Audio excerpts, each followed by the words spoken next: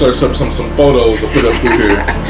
Nah, bro, that's dope. So she definitely knows, like, when she want a snack, she goes to the cabinet. She know where it is. Grab the Tupperware, the bowl, and like. My boys, boy, they aggressive with it. Like, I want this. No, I want this. Dang, boy. Girls, bro, that gets you. I don't want no kids. I'm scared to have a girl, bro. Listen, the girl gets you to a whole nother type of different side of yourself. So yeah, let's get into this thing, man. All right. Yeah. So, Garage Talk, man. Coach T. This is that dude right there. Lamont George, man. That's him right there, man. Man, we've competed so much on the court, as far as basketball. Obviously growing as men, and now we have more life talks than we do. Yeah, man. Things that are important. So yeah, off the court, right. So this is Lamont George, man. Excited about what we're gonna get into today. We've had a lot of competition on the court, heated on the court, good stuff. And it's been, I like to say, it's been the same way probably off the court. Yeah. When we talk about sports, it can get heated up in here. Yeah. When we spirituality, Christ, the gospel, it's just iron sharpening iron, and man, you need that. You need people that's gonna challenge you, and you might have said something that I'm like in the moment, like what, and then I'm driving away, like, I'm brother got a point on this point, maybe, because you be heated in the moment, like going debating, and then once you sober up, you're like, okay, you know what I'm saying? So. Yeah, I appreciate the intense. He's a debater, man. I'm just gonna put it out there, man. This boy is a debater. I don't even consider myself a debater, but I find myself doing that quite often because growing up, I wasn't opinionated. I wasn't. Right. I'm quiet. I'm the same thing. I'm like a yes man to a degree. Even if I didn't agree, I wouldn't voice it. You know what I mean? But now, when you found your voice. Now I found my voice. The Lord, man. I'm telling you, bro.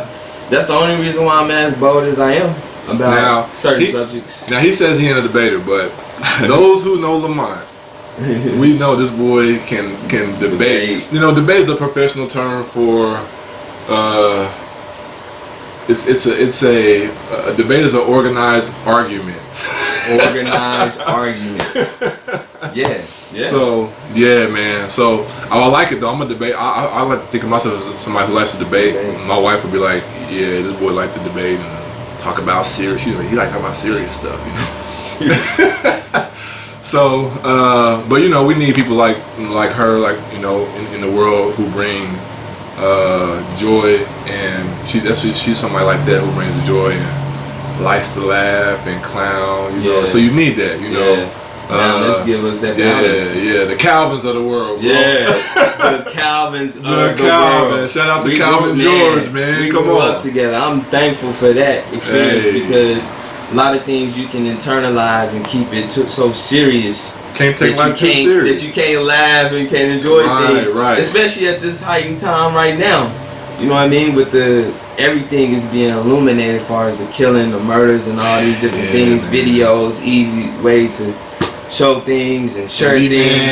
And now, and I was in that. I was, and I'm still, you know what I'm saying? But I was in that that place where it's just like, it's the only thing I can think about is this happened. Think about. It's just the knowledge that you come into about the history of America and everything is just like, hey man, like, I'm really mad about these things. Really has a I'm looking around. This is why. Oh, okay. It's not just about. I'm not sure. The spiritual, right? It's spiritual, but it's all God cares about. We're gonna get into it, man. You already jumped into the fourth question, man. Come on. All right, on the intro, man. So let's let the people know who you are. I know who you are. I know where you're from, but man, where are you from? Who are you? What's up, man? Born and raised here, Tulsa, Oklahoma. 29th Street in Lewis, and stayed with my grandma pretty much for my upbringing. On 36th Street, Hartford. So Yeah, man. So I went to Walt Whitman, loved it there. Then ended up going to Monroe. We used to call it Monroe. Monroe's right. And then grilled cheese came over. Come on, grilled cheese. And yeah, and so just met a lot of different people and especially when I went to Memorial. Yeah, so that's so then there's a different, a whole different environment. Yeah, because at that point you South. Yeah, I'm South, but it's still a little rugged. Cause you over there 51st and Peoria 60. This is where it was really loud, Lewis. Right. But for the most part, it was alright. It was definitely a new experience. So through all this time, I'm realizing I'm a basketball player. So that's when you ask me who am I? At that time, I identified, and the public identified me as a basketball player. Man. So so I got a lot of recognition off of that, and then eventually, you know, things started beginning to change. Change to where I'm like, now my identity is a believer. You know what I mean? I play ball. This is the gift God has given me. I'm a believer who happens to like basketball. Yeah.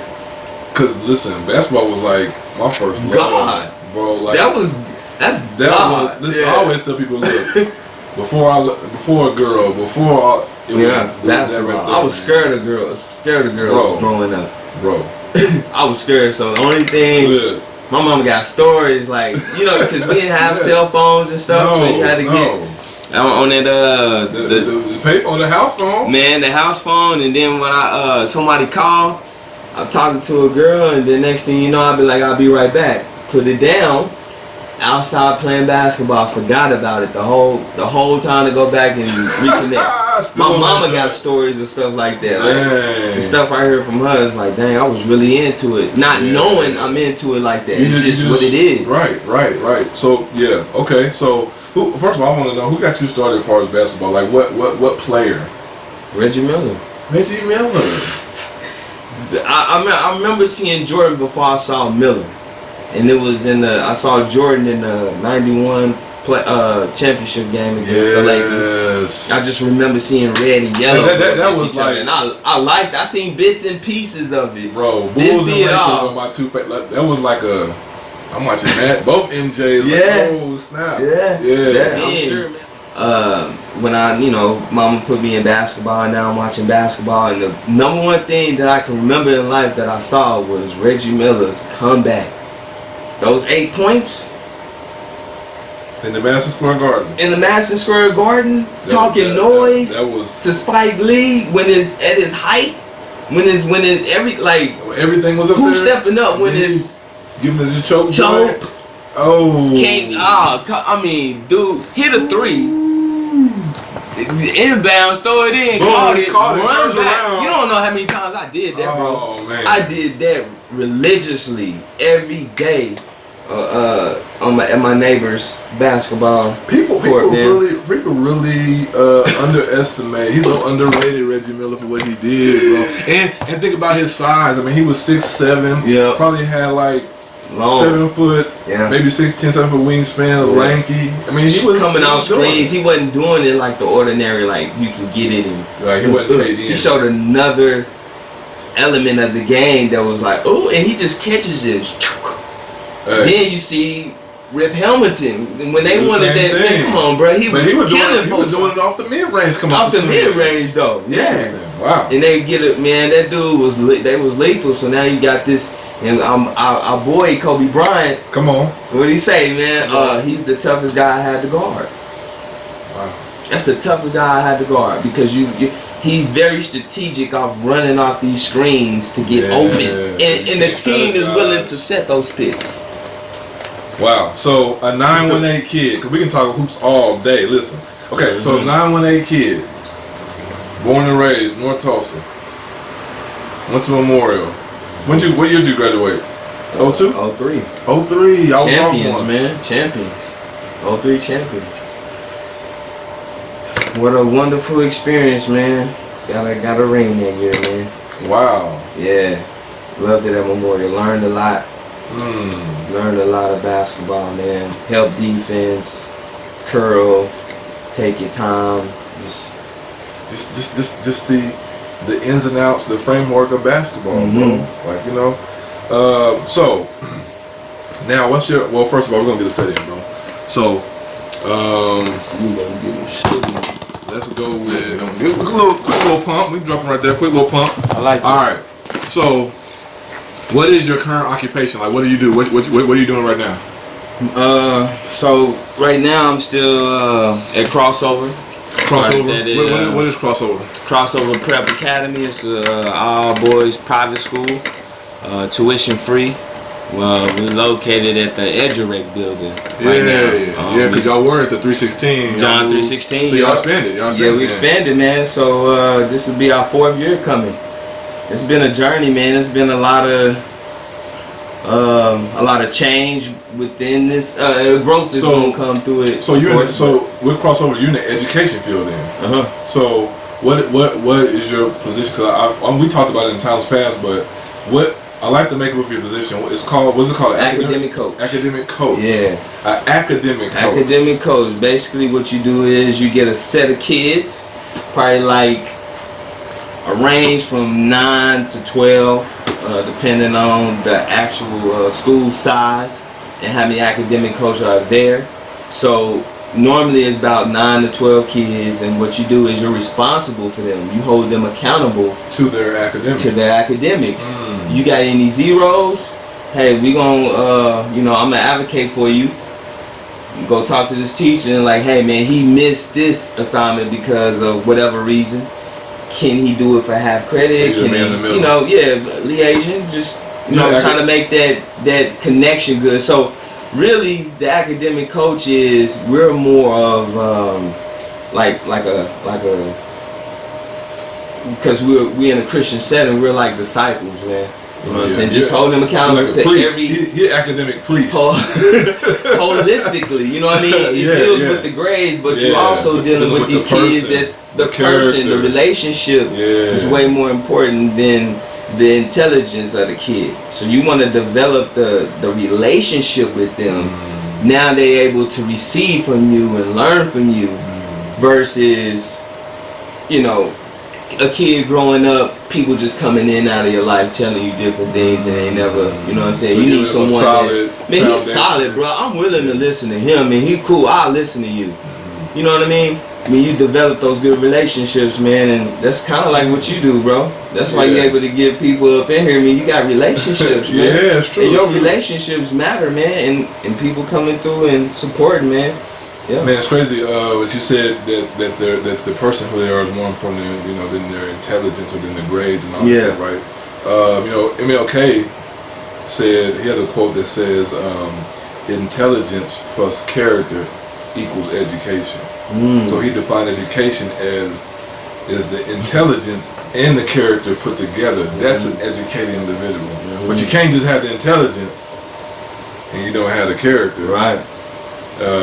So you need both of those things. You need them. And in fact, if you have a high enough character, that's gonna raise the intelligence up. Yeah, it's gonna happen. Put you in a position to talk to different people and learn from them and glean from them. So those things to me naturally do happen, though you still need to put work into it. So that's why I'm like, more the focus is the relationship, getting to know the kid, and because they got strange, a lot of them got strange backgrounds and things like that. So you just trying to be. And I love the fact that it's a lot of black males there. That's males in education in general is huge. It's huge. So you're in North Tulsa, okay? It's crazy that you grew up in North Tulsa, but then you're like right there, as a teacher, as an academic. It's unbelievable. I didn't like school at all. I hated school. Didn't want no knowledge. I'm only into music. I'm reading the Source magazine. The Source magazine. That's the only thing you can get me to read. Yes. Come on. Let me know about these rappers and everything that they doing. What they say. How many mics did they get? Yes, I want to see the mics. I want to see the mics. And don't have the wrong mic. Don't have come on, man. Don't disappoint me like that. Don't be. And the lyrics, I'm just not remember that. Who had the best lyric of that time or something like the album that came out? Yes. Yeah, I was all into that type of stuff, man. Yeah, man. All the beefs. All the beefs, all that. So I would read things. I would read things like that. But far as like being woke and academics, and it's like being woke. And I think for me was I can play ball. So the praise that I was getting was like I'm gonna make it anyway. I'm gonna do something anyway. So I'm not thinking of a person who doesn't have talent, who doesn't or not don't make it. Don't make it, right? You're not thinking about the fact of not making it. Right. At all. At all. You're not thinking about no injuries. You're not thinking about psychological things you're going to go through. Don't forget injuries. You're not even thinking about retirement. You're not thinking about retirement. You're thinking like, I'm going to make it. I ain't got to think about off the court or issues, anything. No, we going, this is where I'm going. I'm laser beam. I thought the same thing. Like, you know, I'll be honest. I just told, who I told Kojo this. I was here a couple weeks ago. I was just like, man, my mom would tell me, you know, you gotta have a plan B, and just in case, and all this stuff. And I'm like, my mom thinking like, no, I got A. I'm going, cause I was serious, like, cause I was thinking like, cause Michael Jordan, Scotty, you know, Kevin Johnson, you know, they gonna need a successor. They need somebody who's gonna take the, you know. Somebody who gonna carry the torch, bro? Exactly. So so I was serious. Like I was like 13, man, 14, and I'm thinking like, I'm doing numbers like he's this age, I'm this age. So I'm thinking like, okay, I gotta learn how to dunk if I'm gonna have any chance to carry this thing on. I have to learn how to dunk. This is your thought process. It was my thought process. Wow. I don't have any chance to be like, Mike, I gotta dunk. I gotta be able to dunk, bro. Like I gotta do this. So I'll be outside it had this one little tree where two of it came off, the branches came off a certain way, and in between I made like it was a goal. So I would try to go up on that just to hang on that and just like I'm dunking. Visualize. And then I would do like porch jumps. Yeah. Like jumping off and jumping on. Wow. You know, and then from obviously, you know, as an 80s kid, you know, you riding bikes in the neighborhood, you know, doing all that, your legs is already there. Yeah. And then just playing it, and then watching him. I watched Come Fly With Me every time, and Come Fly With Me, I would watch that thing so much. I would rewind it so. I was literally slowing down. You know, the VCR, how you get the slow mo. Yeah. You can keep hitting. Yeah. To where it's like each moment. I would do that on his gather up in terms of how he's gathering up to jump. Yeah. Like, how is he doing his leg when he jumps? Very detailed at that time. Yeah. I didn't realize that. Yeah. Yeah. So, 15, 16, my first dunk happens, bro. And so, what grade is this? It was the summer going into 10th grade. 10th grade. I was 16 close. So it was the summer after my freshman year. At Owen Park, brother. I still remember it. Went up, backwards. Boom. My first dunk was backwards. Off one leg too, by the way. And I'm a two-legger, which is crazy.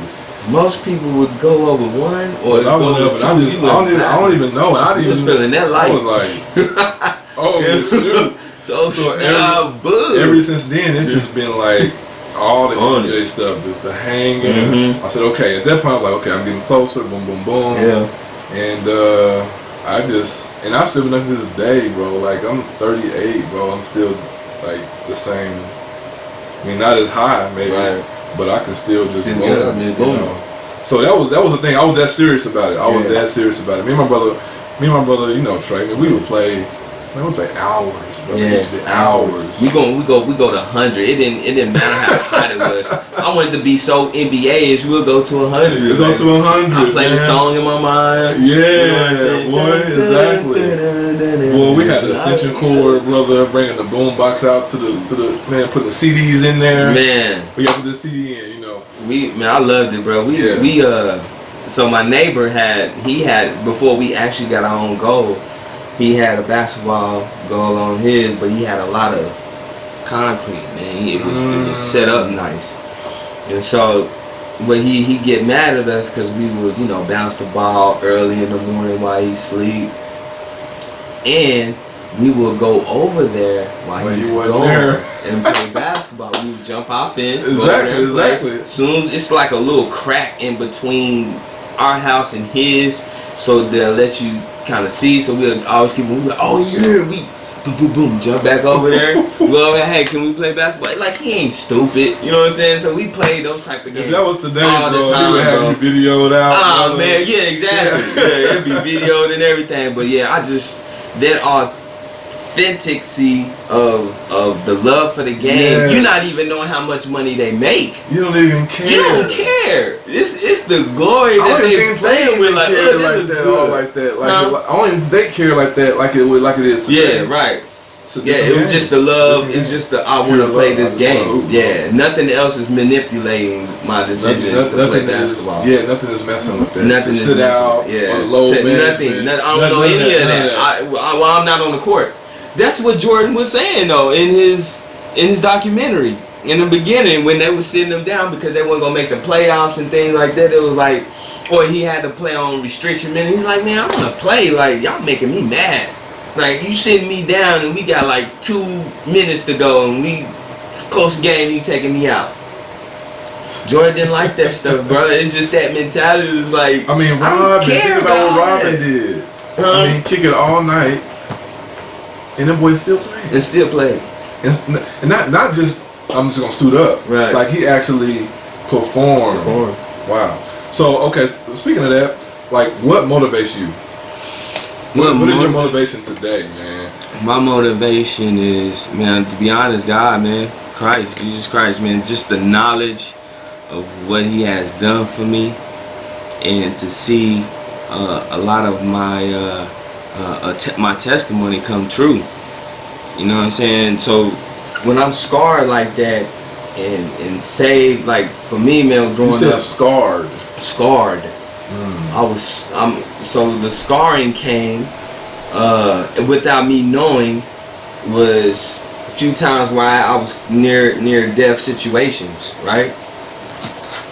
Where I'm gasping for air, where I black out a few times, or you know, you trying to steal dog chains, but the owner comes around with a gun thinking you trying to steal their dog. I mean, so many different avenues just being on the north side you can get yourself into.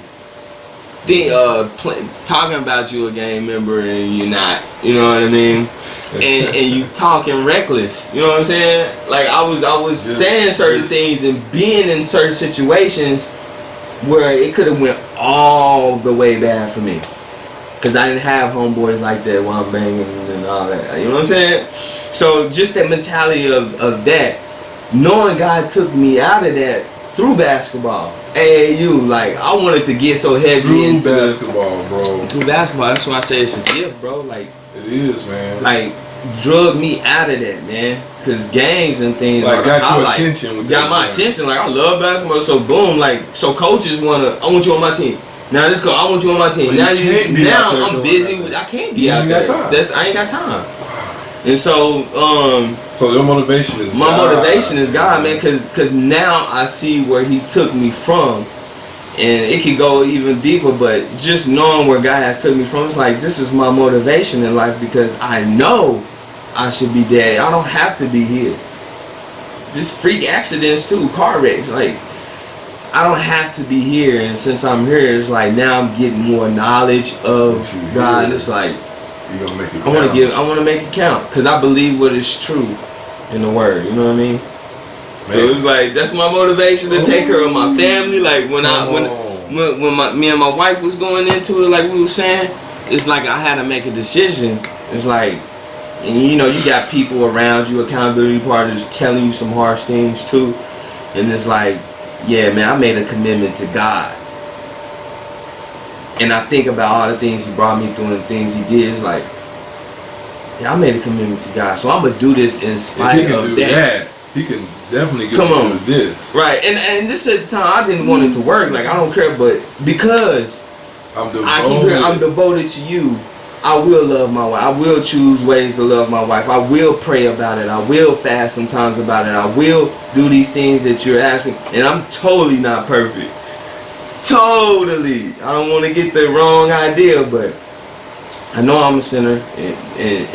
But my desire is to please God, man, more than my flesh. That's my desire. You know, I always happen that way, but that's my desire because I know what he did. I can't say it better than that, bro. So, all right, so I added some on this, and it says photo talk, right? Now this is garage talk. I add a little something. So as this thing goes on, I'm going, I'm going to evolve and throw different new ideas out there. So photo talk, right? So I'm gonna show you this photo talk, man. You gotta close your eyes though. You can't. When you turn around, you trust me. Just close your eyes. Just close your eyes. I trust you, man. Close them, man.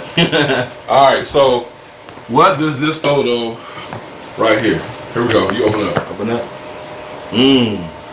Who is that dude right there? I like this, bro. This is dope. This is dope, man. I'm telling. Let me say it before I say this though. When I told you over the phone, bro, I really mean that, man. You have a unique, special gift, as far as your relation with people, and when you do things like that, it just shows that you're thoughtful. You want to dialogue and get to know people, man. So I thank you, man. I really hope this garage talk, man, becomes what you want it to become. Yeah. So man. yeah, thank you. But did you hear that Netflix? Straight up. Hey. Yeah. So yeah, who is this dude right here, man? What's this dude about, man? He look like he like a dog, bro. Like he ready to go. Shout out to Pastor Lawrence Peoples, man. He when I put this as my profile pic, it's the first thing I thought about too. He was like, man, you got that dog look in you, man. I said, man, that's crazy. And when I see this picture, it's like, yeah, that is it. Like, I love to compete. I love to compete. There is a certain, I think that's where I think that's where the debate comes. It's the competitiveness, right? And it's crazy. I think of our time, of our era, like you talk about people of our age group that all of us, bro. Like all the people we grew up. You went to school with Caleb and Sango and Meacham, Mark Brown. And I was in there with Demi and JoJo and these boys and Quentin.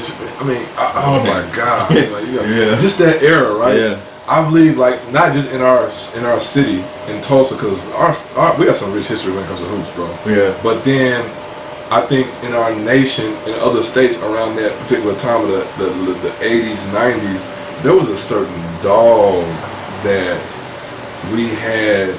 And I'm not saying there's not a dog today in these players or these kids today, but it's just not the same as that. Yeah. And this is a certain, because like I'm looking at you like, man, he like a dog, but I'm also in my mind like, man, I'm gonna go at this dude. Yeah. Yeah. And that's like I can connect with that same thing. You know what I'm saying? So how old were you right here? Senior year. That was senior year. You said 18.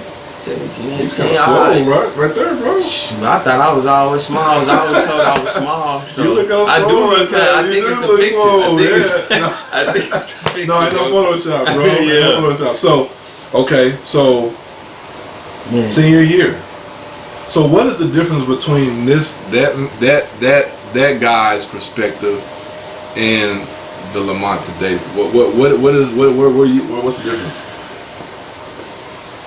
Just narrow-minded, kind of like what we were saying earlier. I was so focused on just the basketball aspect, just the, even right there, just winning. It's just my own way of winning. You know what I mean? And Caleb, who's in the background, it's number 30. That's him. That's crazy. Yes, it's him. Him in the background reminds me of who I was in this picture. This is crazy, bro. He reminds me to this day. And like, bro, you taught me this. You taught me this. Bro. He called me his sensei and things like that, and that's humbling. But not knowing when he tell me these things, I recollect. I was like, dang, I was like that. Even some bad stuff. And this is, you know what I'm saying? But you was leaving. I ain't gonna say it. But it was bad leadership. Right. You were still growing up. Yeah. He caught a lot of that, and he tells me that, and I'll be playing around. I think I'm joking, like, man, stop playing, bro. But he's dead serious. So, that was my own world, my own champion, my own winning. now it's like I have a new perspective on life of what winning looks like. It's interesting you say narrow-minded, because like, you know, like the scripture talks about this road that's narrow, right? So you kind of have to be narrow-minded, but then you have to be narrow-minded with broad perspective. I mean, that's what I think. What do you have to say about that? Speak on that. That's kind of like with Jordan, right? Or any athlete, but specifically Jordan, is that he didn't speak up when everybody wanted him to. When about the guy's supposed to be about what's going on, governing and where he's from, North Carolina. About the culture, right? You not tapped in. Like you constantly playing basketball, and his excuse, which I understand, right? I understand because he's like, man, I'm locked in. I'm locked in. Like, cause you, if you think about it, if you do start entertaining that's still some of your time. That's still some of your psychic. You know what I mean? Because you're concerned about a lot of different things. I understand from that perspective, like you dedicating yourself to this, and you're saying to the city of Chicago, you owe city of Chicago your everything, your performance on the court. So his mind is thinking on that. But now that he's out of that narrow, I think he's learning to kind of do that and be open to that. You know, people give Jordan a hard time in terms of like not being this activist or this voice for the community. You know, like what LeBron does, right? Yeah. With LeBron. Hey man, he's the model, man. I mean, what he is doing, with his voice, with his platform. I love it, man. You gotta love it. Well, we're gonna get into that in a second. So Jordan's crazy. Him playing on the court, how he did it. Him being black, being the star of the league, and playing like he did with the swag that he had, right? Yeah. With the way he walked. The way he talked in the interviews, yeah, man. So I think that in itself, I think that gets underappreciated for being. I think that is almost like an activist on behalf, because it gave a level of hope. I mean, think about the shoes. I mean, it's not even about the shoes. Right. It's about what the shoes represent. Yeah. It represents us. Yeah. This is a black man who wore these shoes. He has his own shoes. When I put this on, this doesn't just me just putting on any kind of shoe. I'm putting on a mentality. I'm putting on a mindset. I'm putting on some proud. I'm proud to be black. You know what I'm saying? Now that Kobe, like it transcends now. Now Kobe has it. You know what I'm saying? This is the type of people Jordan. I don't want to make him seem like he's got anything, but in the instance of basketball, he influenced a lot of people, and it birthed guys like Kobe Bryant. You know what I mean? And so you get stuff like that, man, where people appreciate the game and put them in ways where they can make money or love for the game and things and give back like LeBron. LeBron is being an example. Now I want to get to the NBA, so now I can make all this money to give back. Now I'm following LeBron. So they got influences. LeBron did it the best, the most ideal way. Yeah, I did. Yes. We always dream of like when we get somewhere and get something, we gonna get our homeboys, get everybody and pull them up. Like he literally did it, bro. You know what I'm saying? So, so we gotta get in the city. All right. Next question, man. Here we go. We're getting in there now. All right. So, speaking of the gospel, speaking of society and what's going on, should there be a balance between politics and the gospel, or no balance at all, just straight gospel? I would say both. A balance. There needs to be a balance between the both. More so towards the gospel, though. I think Martin Luther King kind of did that. Kind of gave us a little model of what it looks like to want to change the laws. And so you have to talk about people who's going to be in power, that's going to lead the nation. So you want the best representative out there. So you have to play some type of role in like who you choose, right? That says a lot about you to a degree. especially in the times of the 60s, right? Like we really want to vote because we want to get this guy in because he has the right plan and policies for us to be, you know, to make advances. And so, but in this day and time, it's like, man, who? Am I right or wrong for choosing anyone? Do I have to choose? You be like, do I have to choose? So it's like, do you think voting matters then? If that's the case. I believe it does in your state, in your district. Those but you don't know how much of it matters nationally, huh? Nationally, yeah. So you really want to protect your state as much as possible on how you view things, or so hey. There's that balance where you is into that, but your hope, your full hope and confidence is not in the government. You know what I'm saying? Right. It's not in these laws and things because you can bypass laws. As we can see, you got people that can there's a government above, right, that governs and how he wants us to do things, man. So yeah, how we respond and things. So hey, shout out to Kojo, SMO Season. Shout out to Greg Robinson and Lister. Yeah. So balancing the gospel. All right. So how do you feel about COVID-19? And we kind of going into sports here a little bit, right? Which I got some coming down the pipeline when it comes to we gonna have some a sports edition of Garage. So we gotta have some stuff in here, right? So maybe you're my transition into this. All right. So how do you feel about COVID-19 and the NBA playing in the bubble? What's your thoughts now? When they first announced it, what do you think about COVID? What's your thoughts? When they first announced it, you know, the possibility of NBA, man, I wasn't feeling it. I wouldn't. And I'm just now coming to the grips of it, maybe roughly a week ago. Cause like I say, man, that like we alluded to earlier, man, it can consume you. The things that's going on in the world, man, it's just like you can kill yourself trying to. You can't fix everything, George. I mean, I know I had a brother. Shout out to Margot Taylor, man, who gave me some encouraging words on how to go at this thing when I was really kind of upset about a lot of things. So shout out to him too, man. But with the COVID, man, Damian Lillard was like, how can I trust that other people gonna follow the other guidelines? And I think that's just period. If we're gonna go back out to the world and do all these certain things, man, who's to say these people gonna do it? So now there's a level of responsibility on me, knowing everybody's not gonna.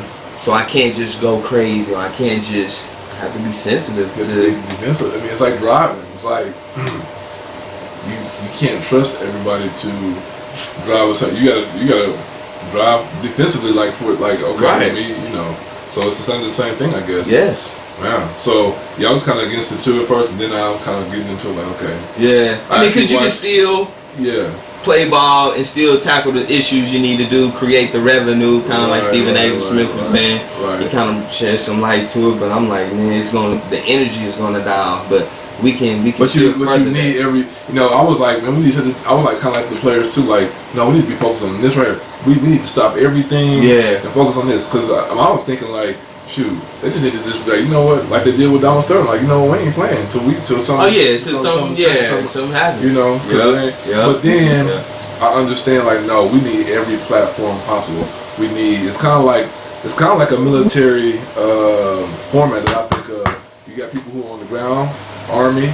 You got people who's in the water, the Navy. You got people in the air, which is the Air Force, right? We need all these. And we on the ground every day working, and then you got people who's in the water. When it comes to government, maybe whatever, but you got people who is, LeBron. You need him out there on camera talking like this with his worth, his net worth. You need that out there. Valuable. You know what I'm saying? He's valuable. He's huge because he's also huge to kids knowing what's going on in them. I mean, think about kids today. If you're looking at LeBron and these other players, I mean, that's the luxury they have too, is like being able to, like, oh no, Black Lives Matter. Think about this. They're playing a game and it has this on them. Crazy.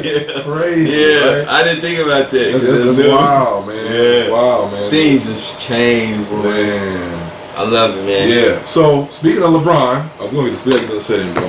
All right. So his recent comments about being Black American. Did you hear that? What he said? The one I looked up was when they, you know, during the finals. You know, he had that house out there. No, not that one. Not that one. No, that was the most recent one after one of the bubble games. So they asked him. They asked him about all the stuff he's done, even since the Trayvon time and the hoodie and Black Lives Matter, even then, you know, and the Can't Breathe and all stuff like that. And they asked him about what he thinks about the progressive, about the progressiveness of the Black Lives Matter movement, right? So he goes and he says, well, first of all, I want to say that being black is not a movement. Yeah. And I'm posting that too, you know, I like that. Being black, when I wake up, I'm not in the movement. This is who I am, this is my life. Yeah. And so, yeah, man, what's your thoughts on that? I'm saying that. Like, that was loaded, man. I mean, it's crazy that you even have to say that. A movement to even accept. Right, it's almost. I mean, I understand movements and stuff like that, but right, it's almost like you being brave. Lives mattering is a movement. Right, like you being like really, I really have to say this. Like this is ain't no way. That's very insulting, man. Like it's not a movement. It's not a move. It's like this is who I am. This is. Anybody that's oppressed. Right. Anybody that's oppressed. It's not a movement. It's like justice. This is, especially here if we one nation under God, right? You know what I mean? What you mean? Why? What you mean? Like, I don't know. It's just that kind of. I don't know, man. That's just. It's just sad that the times, you know, for so long and it's still. Like, y'all don't get it still. Right.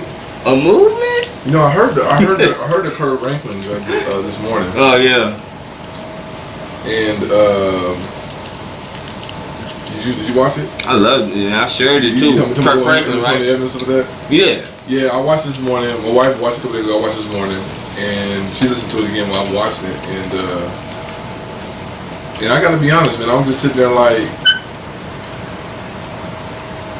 They don't get it, and I'm just like, this talk actually made me a little bit more irritated. Like, what? You know, to be accepted, to have equality. Yeah, I don't think it was equality, but it's not justice. Equality in the sense of it's from the top down, and I know a lot of people, and you know, I have a lot of people that I talk to, man. I have, you know. A lot of people I talk to, whether I work with teachers, like, you know, parents of kids, you know, I talk to a lot of people in dialogue about this, no matter what, black or white, I'm dialoguing with everybody, and so I'm just hearing perspective, because I don't want to just be one, you know, I want to get perspective and make sure, you know, but in all of this, you know, there are written laws or written things that may have made things better, let's just say that, right? But there's an unseen, there's an unseen thing that's still there, like back in the day. And you know, I call that like the spirit of it or the culture of it. It's the culture of the unevenness, right? It's the spirit of it. Every white person obviously is not racist, right? Not at all. Every black person is not crazy, dangerous or something like that, society. right? But I believe there's a spirit that lurks, that's still, the atmosphere is still, that vibe is still very much there, even though the person is not. Because it's sin. Right, but then you got to deal with that. Not you, the person, but we have to call out that spirit and get that thing out of here. So, you know, anything that looks like it has to go. Yeah. Right, and so. I just think, like, you know, when you talk about people's heart, what their heart is for you, you can't judge somebody's heart. You can't see it, right? That's the hard part. Right. So it's not something that's written down. That's the hard part. But that's what it is, though. In my personal opinion, I think it's just that it's a hard thing, right? It's a you know, I mean, for somebody to tell LeBron He needs to shut up and dribble. I mean, that's a hard thing, right? So it's interesting, man. So okay, last question, man. How has it been? How has being a husband and a father impacted your perspective on life?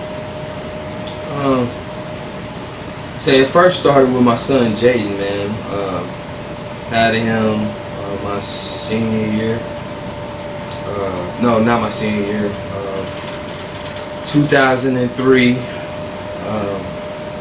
when I graduated from NOC. And so at this time, man, I ended up committing the acts while I was still coming out of high school when I graduated. Right. And so ended up having my son out of that. Wasn't around for the first like 2 years. Nowhere around really. And the money I was getting from my checks, you know, when you go to college, you get that little Pell check, whatever it's called. Yeah, but Pell Grant. Yeah, Pell Grant. You know, I'll shoot her some little money or whatnot, you know what I'm saying, for him, but the relationship wasn't there. You know? This is what... And then the girl I was dating at the time checked me, man. And if we had some harsh arguments at this time, you would think I wouldn't have listened to her because we was arguing, but she was like, man, you don't even take care of your kid, and he stay around the corner. Around the corner, you don't take care of him. You ain't no real, because, you know, I'm a real, you ain't no real, you don't even, I said, ooh, those words played a huge role in my life. It changed my course largely. She told me something that was like real, you know, now. And I'm like, you know what I'm saying? So then, you know, I started taking responsibility. So this perspective on life is responsibility. What God has given me, right? It's His child too. It's His too. You better watch how you handle this. Like, God is jealous, right? Like, with the oppression and all these certain things and the killings and all this injustices, God cares about that, just like He cares about my son. And you're not around to help him. Yeah. What the Bible say? A man that does not take care of his child is worse than an unbeliever. Wow. You're worse than an unbeliever if you ain't taking care of your kid. So I'm like, okay, and I didn't want to.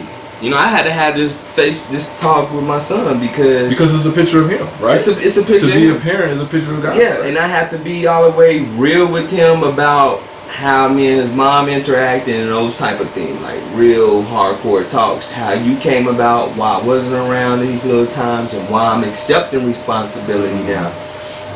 And now he's a 17-year-old, you know, young man. They got young man, bro. He big, way bigger than me, and he got dreams of having his own library. He at McLean, and he's a part of a change. McLean, Tulsa change makers. Tulsa change makers. Shout out to my guy, man. He started my son. I'm proud. I don't know who Lerner, Jacob Lerner started a joint. Wow. Change makers, bro. You know him. Yeah, so we used to teach. Wow. At the same school. So my son is a part of that organization. I was like, wow, and he write poems. He's trying to write a book now about racism. He helped teachers with their planners and things like that. This is what teachers telling me when I go to these parent-teacher conferences. I'm like, wow. And so all this time, like giving him truths, thinking that would hurt him because how candid I am about me and his mom and about, you know, her current state. And so he can write on this. So you can know. So you can deal with the truth of things, man. You got to deal with the truth of things. And so yes, you know, I had this accept responsibility, and so through the responsibility came, and I wasn't doing this wasn't consciously done. So now I'm getting into the Lord. This is the time that I'm getting saved. God orchestrated all of this. This is the time now. You know, my son is staying with me. He stayed with me for about like 2 years, from 2 to 4 years old. So at this time, this is when I'm getting saved, and I stored. Shout out to my boy Tory Hooks. Tory Hooks, boy. Man, yeah, that's my big bro. Hey, man, that's my big bro. That's that dude right there. I love that dude. I mean, I'm finna hit you up for a beat. Right? Just let you know. I need an intro to this. He need to be yes. I need an intro to this. He always rolling, bro. That would be cold. I would love it. Man, you know, it took a left-hander to get you right, man. Yeah. See, you know, us left-handers, Tory. You know what I'm saying? It took a left-hander to get this boy right, man. Yeah, Go ahead. Yes, he did. And so, man, he used to have Bible studies at his house, bro. Really? Yeah. On Monday, I remember on Mondays, man. Hey, shout out to Tory Hooks, bro. Yeah. Like, he about God that, proud, bro. For real. I'm a proud little bro. I know God proud of that dude, bro. For real. Yeah. But yeah, man, he you know, gave me some books to read, and I wouldn't. You know, I'm alluding to again. I was only into the source around. I ain't really like, what is this? I mean, big stack of books and like big boys. Yeah, and he made it bittersweet because he gave me a Jordan with a string. Yeah, and so it was like, oh, this is nice, but books. Here. So he checks me, right? He like, that boy Jordan fanatic, ain't he? So yes, and so I'm starting to before I start reading. I would call him and ask him questions like, what is this saying right here? Why is this saying this? Because I'm meeting different people and I'm like, man, you remember them books I gave you? Read them. You sound big in that. You remember that big, like that big book I gave you? I said, man, this big extensive book, I ain't gonna. So I started reading because I wanted to know. My hunger started growing and so my son. And you look at Tory. You like, man, Tory, he switched the game up. Let me see what's up, man. Hey, man, I was a part of this group, and he was in it too, and me and him connected real well. And he told me, he was like, bro, you gonna be my brother for life. I already see it, and we still brothers. But back to my son, man, he was watching me read, not knowing he watching me read, and from then on, he wanted to read all the time. We would go to football games, different places. He would be the oddball, like with a book reading, and so now he's into that lane, you know what I mean? And it's all about how God construct things together, man. Wow. Yeah. I got so many testimonies, it's crazy, bro. Like, yeah, God is good to me, man. Yeah. Man. So, there you have it, man. Lamont George. Mm-hmm. Man, the formerly known as a basketball player, but now a believer who loves basketball, who likes basketball, right? Mm-hmm. Man, this is Lamont, man. So, crossover. I know kind of things are kind of different right now in terms of school, and we kind of all you know, we don't know what we don't know what crossover gonna be easing into it. Mm-hmm. What would you say about crossover to you know, maybe for people who are in the community, North Tulsa or anywhere for that matter in Tulsa, for their kid to be? What would their kid experience there? Like if you know, so give us some information about how they can get a hold of people, or how can they, you know, get their kid in there, man. So let me say the website crossoverimpact.org, crossover prep academy. You put that in.com and it'll pull it up and you see how you can sign up and all these things. Philip Obode is the man. He's the man in charge. He is. And then our principal, Dr. John Lepine, they both graduates of TU. So you would definitely get the intelligence there, and you definitely will get the gospel, that balance, you know what I mean? Because they're really out here in the community, you know what I'm saying? And that was one of the things that brought me into the church, because I was out of church for pretty much 2 years, and kind of frustrated with church and things, and I was like, Lord, I'm not joining no church, I'm not going to no church until I see someone out here. I'm tired of just going to the building and worshiping and then go home. I'm just tired of it. Like, what are we doing out? And so crossover, you know, Philip ended up hitting me up, and then I started understanding what they was about. They really about restoring the community, making disciples. You know what I'm saying? Now they have. I went to one of the banquets. They have 3 R's, right? Which is 3 R's. I don't know if you're familiar with.